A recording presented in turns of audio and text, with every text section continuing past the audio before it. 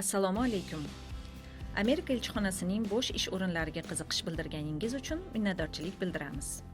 Amerika Qo'shma Shtatlarining Toshkentdagi elchixonasi ishga qabul qilish bo'yicha elektron so'rovnoma, ya'ni ERA deb nomlangan web ilova orqali mahalliy aholini bo'sh ish o'rinlariga ishga olish maqsadida arizalar qabul qiladi.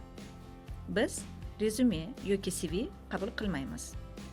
Siz ishga joylashish uchun ERA so'rovnomasini to'ldirishingiz va iloji boricha batafsil ma'lumot berishingiz kerak bo'ladi. Sizning bo'sh ish o'ringa to'g'ri kelishingizni aniqlash uchun faqat ERA so'rovnomasida ko'rsatilgan ma'lumotlar, ya'ni ta'lim va tajriba, bilim va ko'nikmalar hamda xorijiy tillarni bilish saviyangiz ko'rib chiqiladi. ERA Google Chrome brauzerida yaxshiroq ishlaydi. Shuning uchun biz sizga shu brauzerdan foydalanishni tavsiya qilamiz. Elchixonaning bo'sh ish o'rinlariga e'lonlarni ko'rish uchun elchixonaning rasmiy uz.embassy.go saytiga kiring. Embassy deb atalgan bo'limga bosib, Jobs at the Embassy deb nomlangan sahifasiga o'ting. Shu sahifadan ERA web ilovasiga o'tishingiz mumkin. Tugmaga bosing. Agar siz bo'sh ish o'ringa e'lon borligini ko'rsangiz va bu e'lon sizni qiziqtirsa, login tugmasiga bosing. Agar ERAda akkauntingiz bo'lmasa, shaxsiy akkauntingizni yarating. Qizil yulduzchalarga e'tibor bering. Bu qatorlar to'ldirilishi shart. To'ldirilishi shart bo'lgan qatorlarni to'ldiring, login va parol yarating va xavfsizlik savollarini tanlang va bu ma'lumotlarni eslab qoling. Next tugmasiga bosing. Qulaylik uchun parolni brauzer xotirasida saqlab qo'ying va Done tugmasiga bosing.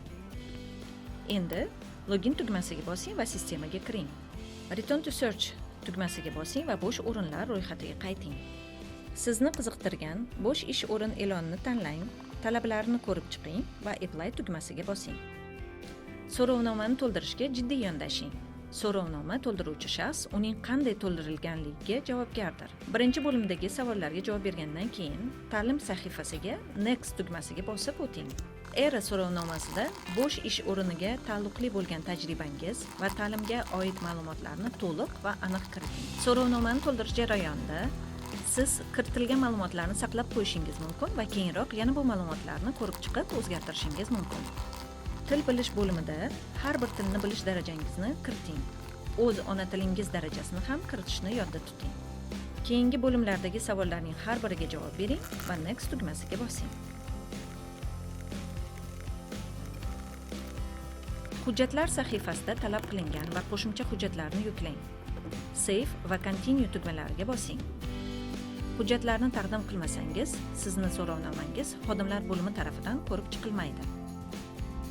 So'rovnomani to'ldirib bo'lgandan keyin hamma bo'limlarni yana bir bor ko'rib chiqing va ko'rsatilgan muddatdan oldin so'rovnomani ERAdan jo'nating. Submit application tugmasiga bosing.